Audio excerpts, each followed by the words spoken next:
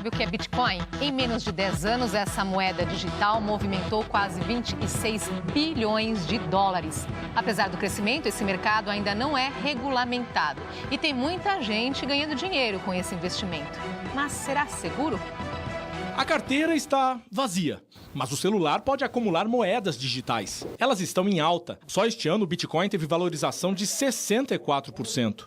O Marcelo virou um usuário, trocou o mundo do dinheiro real, o mercado financeiro, por uma empresa que ensina a usar as chamadas criptomoedas. E uso ele basicamente para fazer transações comerciais de algum tipo de curso, algum produto, algum serviço. A exemplo do Bitcoin, outras 800 moedas virtuais circulam no mundo. Mas será que é seguro? Existe sim risco e a tendência é que quanto mais ela for comercializada, mais pessoas investirem nesse setor e começar a haver uma regulamentação desse setor, ela deve ficar mais segura para o investidor. O crescimento das criptomoedas, como o Bitcoin, se deve muito a investidores e a transações financeiras.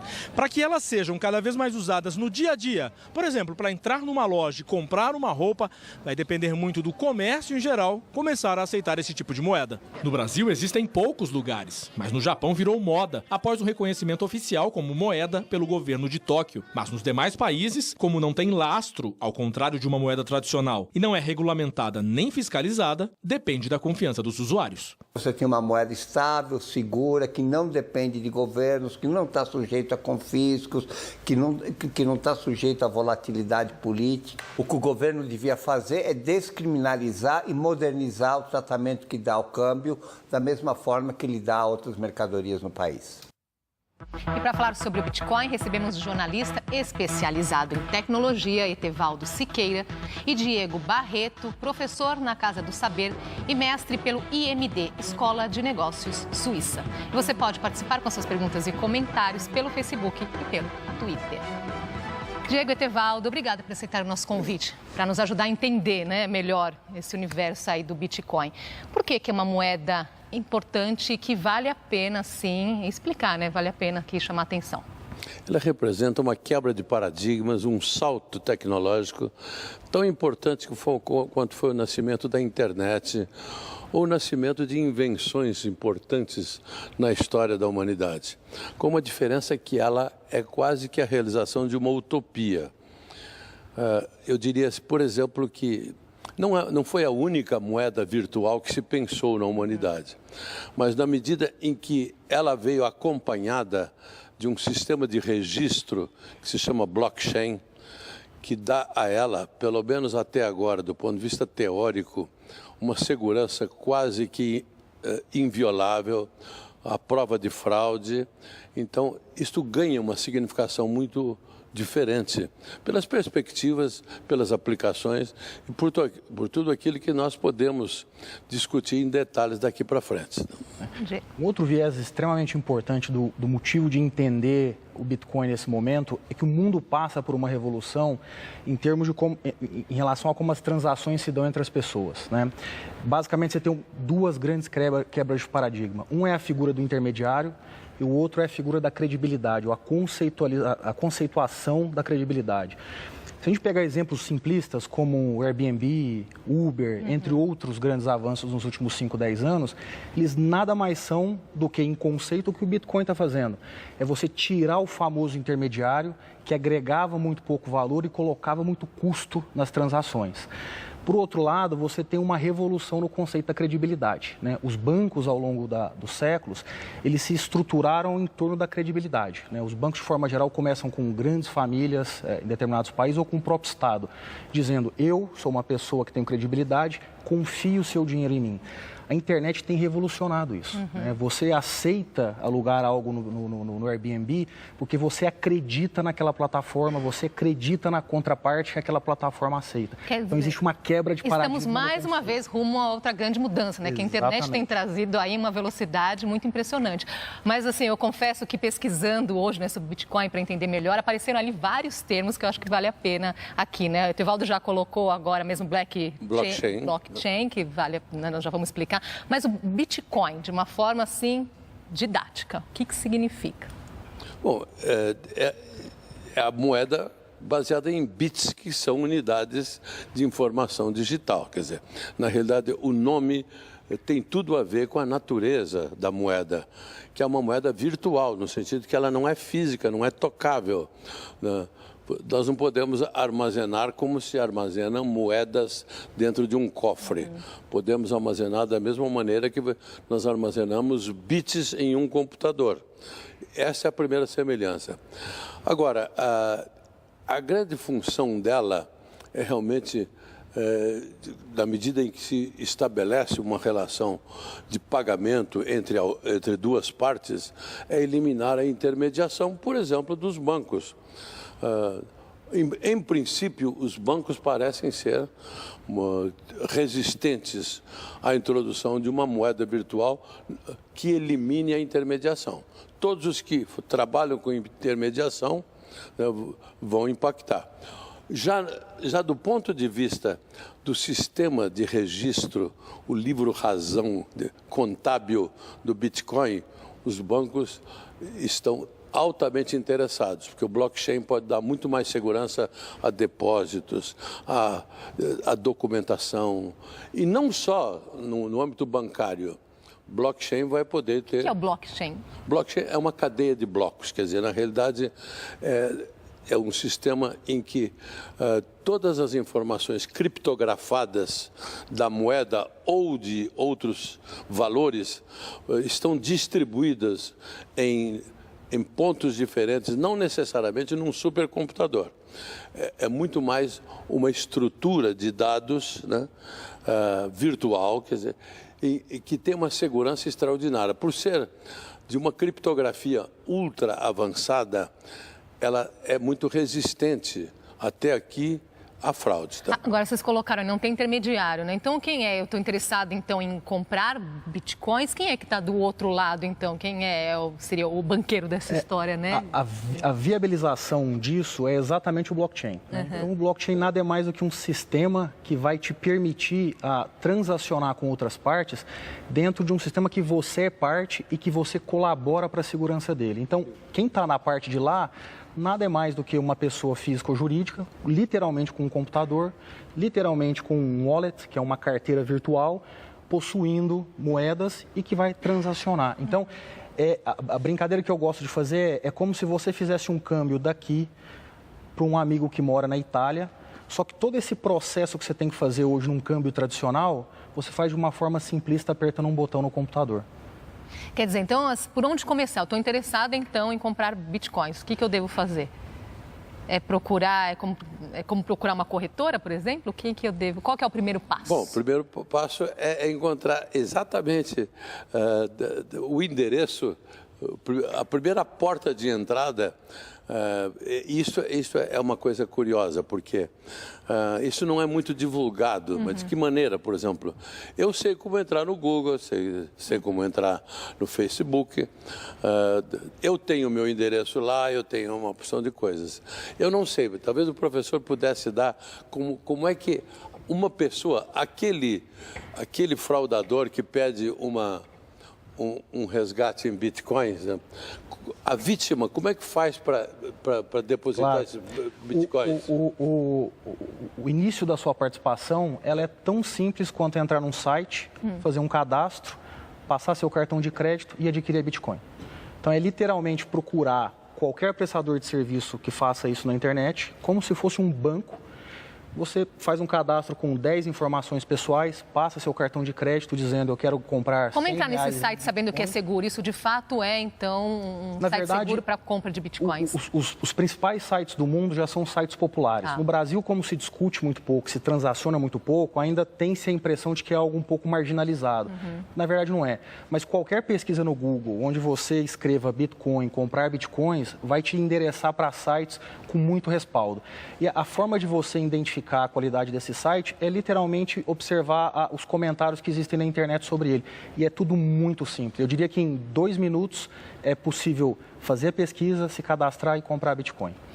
Olha, as nossas equipes em várias capitais foram às ruas perguntar se as pessoas sabem o que é Bitcoin. Vamos ver.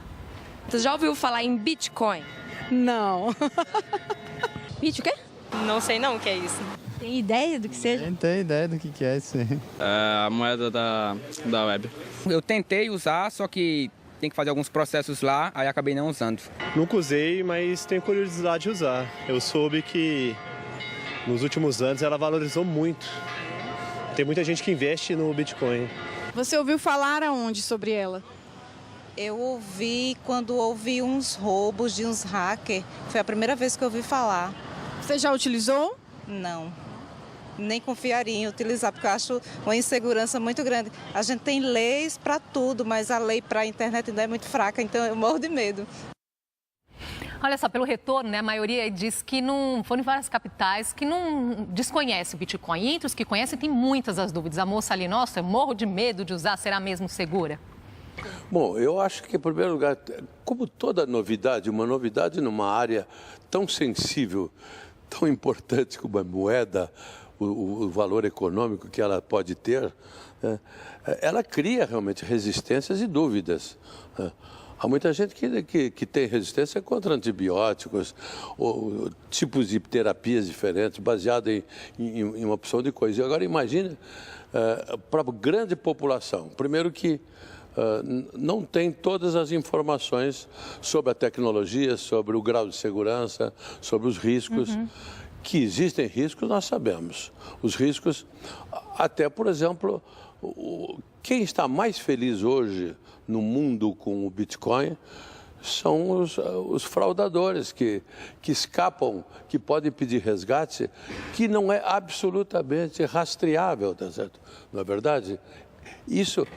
Dar segurança, em primeiro lugar, ao fraudador, ao bandido, ao ladrão, era uma coisa que... É por isso que nesses cyberataques, então, os resgates têm sido pedidos, então, por meio dessa moeda. Exatamente. Né? O que é importante desmistificar é que, às vezes, associa-se muito o Bitcoin ao mercado negro, né? ao mundo marginalizado. Isso não deixa de ser uma verdade, mas esse é um processo idêntico ao que a moeda passou ao longo da história. Então, vamos pegar um exemplo simplista. Se você voltar 50 anos no tempo, uma pessoa era capaz de dar 2 cheques, tendo R$100 na conta e dando um cheque de R$100 cada um. Aquele que chegasse primeiro no banco com um cheque faria o desconto, o segundo encontraria uma conta sem saldo. Então, não é porque o cheque lá atrás tinha alguns problemas de segurança que o cheque deixou de ser um mecanismo muito importante na evolução do mercado financeiro. O Bitcoin passa exatamente por esse processo. Agora, como que as transações são feitas, então, por meio do dinheiro normal? Então, é a cotação do real no momento, é dessa forma como numa transação financeira comum? É assim que funciona? Digamos, as regras de valorização são inteiramente controladas dentro do Bitcoin, numa relação de oferta e demanda, tá certo? Então, você pode saber quanto está valendo o Bitcoin hoje em reais, em dólares, em mais euros. De R$8.000 hoje um Bitcoin, né? Essa cotação de hoje, do momento. E o rapaz até chamou a atenção ali na reportagem, falando, nossa, mas é uma moeda que valoriza muito. Então, só para a gente ter uma ideia, em maio valia R$5.000, em maio último, e agora R$8.000. Por que essa valorização tamanha? Porque ela parte de um estoque limitado, tá certo? Se você tem um estoque, mesmo que seja alguns bilhões, à medida que muito mais pessoas querem comprar, a cotação vai subindo. O que é natural dentro das regras monetárias ou da economia monetária ou da matemática financeira. Essa procura eleva. Esse não é o problema, esse, pelo contrário, é um grande atrativo, né, para os investidores.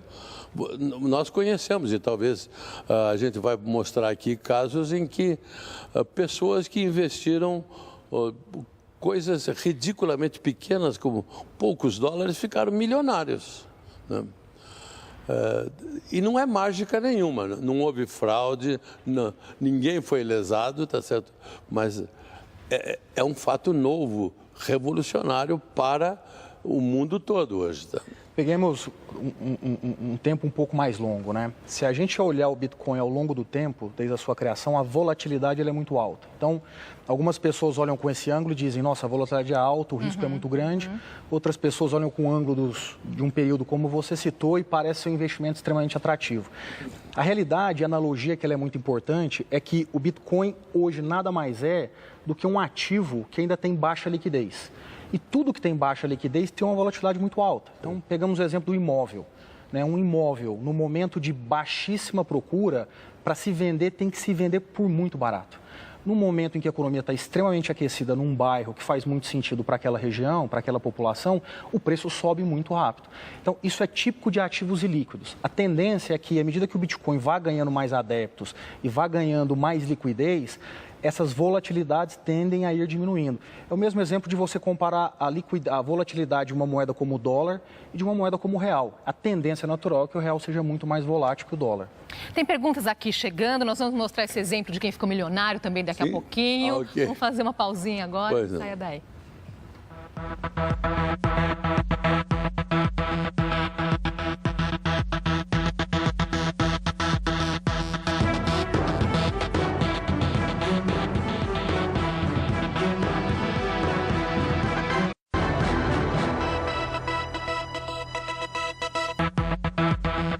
Estamos de volta com o JC Debate. Conversamos sobre o Bitcoin com a gente, o jornalista Etevaldo Siqueira, especializado em tecnologia, e o professor na Casa do Saber, Diego Barreto. Tem dúvidas chegando aqui pela internet. O Beto Machado pergunta, e para onde vai o dinheiro que eu compro o Bitcoin? Onde esse real fica depositado? Quero, de novo, fazer uma analogia simples para explicar. Quando você entra em um site de pontos, né, que hoje é cada vez algo mais comum para o brasileiro, e faz uma compra e recebe pontos, você depois usa esses pontos para comprar produtos. Então, esse ponto fica armazenado numa carteira virtual daquela loja que te oferece isso.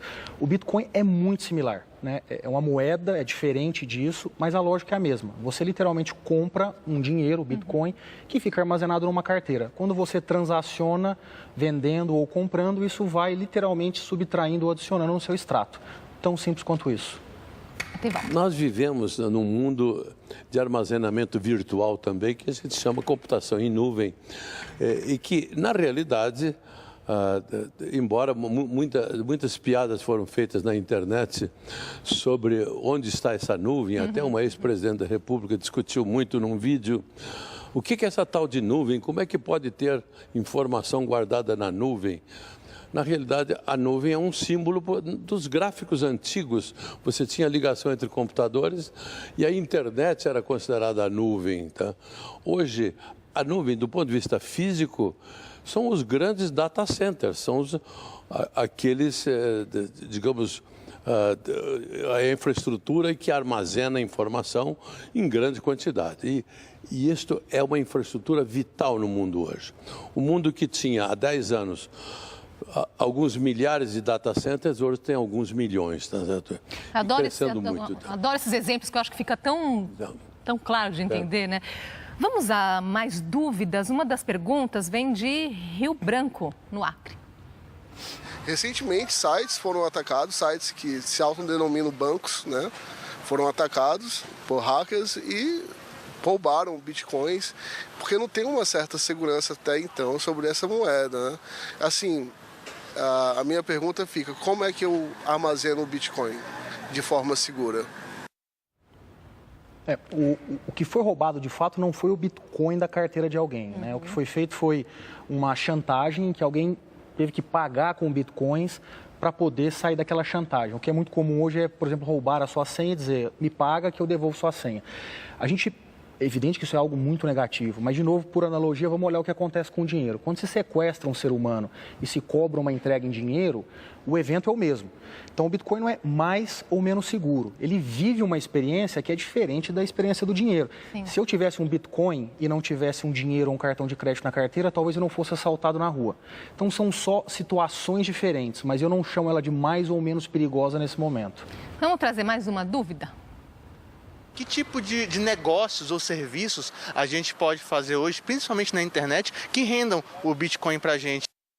Que tipos de negócio? Bom, Etevaldo, por favor. Não, eu acho que já existe uma economia de bitcoins organizada mundialmente. Nós falamos no conteúdo de bilhões de dólares já armazenados. Existem empresas as pioneiras, as vanguardeiras, que já se organizaram. Isso está muito incipiente no Brasil ainda, mas não está na Europa, nos Estados Unidos e na Ásia, em alguns países mais desenvolvidos. Como toda novidade de grande impacto, né, mas também com grande dificuldade operacional para as massas, pela complexidade, etc., o Bitcoin não se populariza numa velocidade tão grande para permitir, como se nós trocamos de moeda em 1994, passamos por uma moeda intermediária, como é que se chamava a moeda? O RV. Tá? E depois para chegar ao real, tá certo? Isso foi altamente didático, foi inteligente, foi um caso original. Talvez o mundo vai viver um processo parecido, eu não sei se em uma década ou duas, mas de nós convertermos todas as moedas em bitcoins. Tá? Aí desde que as escolas passam a ajudar, as pessoas vão ficar treinadas. Tá? Vou tentar fazer agora o que a gente chama de milagre do tempo. Tem muita pergunta aqui chegando. Edu Ferreira, é legal essa compra e venda aqui no Brasil? Ela não é regulamentada, então a discussão de legalidade ela é complexa. Ela não seria sob uma ótica só nacional, mas como o Bitcoin é uma discussão global, você em alguma instância pode dizer, eu estou negociando fora do Brasil. Então é uma discussão que está nas Mas pode ser, a pessoa pode fazer essa transação sem ter... consequências penais, por exemplo, pode. A Patrícia, ela pergunta, né, e como é que se faz na prática para aplicar e resgatar uma quantia de R$10 mil? Eu compro com um cartão de crédito? Como que eu resgato? Então, já foi exatamente o exemplo que o professor deu, foi explicado. Você entrando no Google, na internet, você vai encontrar um caminho e vai pagar com o seu cartão de crédito.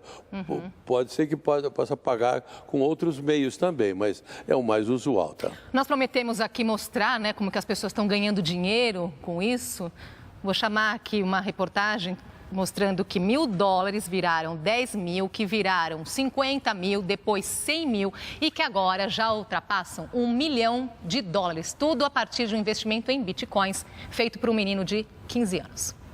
Quando completou 12 anos, Eric Finman ganhou $1.000 de presente da avó. Fez um investimento certeiro em bitcoins, uma espécie de moeda virtual. Em 1 ano e meio, as aplicações viraram $100 mil. Com o dinheiro em mãos, o garoto pensou em uma maneira de ganhar seu primeiro $1 milhão. Criou a própria empresa. Startup promissora, a companhia é uma plataforma online que conecta estudantes e professores por meio de videoconferências. Um tipo de escola virtual. Em 2015, ele decidiu vender a companhia por 300 bitcoins, que na época valiam em torno de $60 mil. Pouco tempo depois, o jovem adquiriu mais 103 moedas, elevando o seu montante para 403 bitcoins, o que atualmente vale mais de $1 milhão e 130 mil. Eric conta o segredo. Na internet, você pode criar qualquer coisa, não importa a sua idade. Acho que vale de qualquer forma que fazer um alerta. Não significa que todo mundo que vai investir agora em Bitcoin vai da noite para o dia ficar milionário, né, Etevaldo? O momento é outro, tá? Aliás, em economia existem momentos estratégicos ou não. No início, realmente, poderia ocorrer fatos desses. Eu duvido que exista hoje a possibilidade de um crescimento tão exponencial como nós vimos no caso desse menino. Gostaria que o menino fosse eu. A única coisa. Eu sou muito mais conservador, principalmente conhecendo, não duvidando da tecnologia, mas à medida que a gente conhece, a gente vai ganhar uma confiança maior, mas para um uso normal das pessoas. Então, aqui agora, para as pessoas que estão nos assistindo, quando é que vale a pena investir? Nesse momento, vale a pena investir em Bitcoin? Vamos separar de duas formas. Se você quer transacionar, vale a pena sempre. Quer transformar e comprar alguma coisa numa loja que eventualmente aceite, como se fosse uma moeda normal. Então, essa loja aceita o Bitcoin, eu faço essa transação e faço a compra no momento. Recebe um produto. Para isso vale a pena. Bitcoin vale sempre a pena, como qualquer moeda. Para investir, no fundo, é uma questão de comparar com outras opções que você tem. Se você procura algo que tem um maior risco, mas ao mesmo tempo pode te dar um maior retorno e não tem uma outra opção comparável, é um ótimo investimento. Se por outro lado você gosta, por exemplo, de investir na Bolsa de Valores, você pode eventualmente não investir no Bitcoin, porque você encontra ali um investimento com um pouco mais de risco comparado com a renda fixa.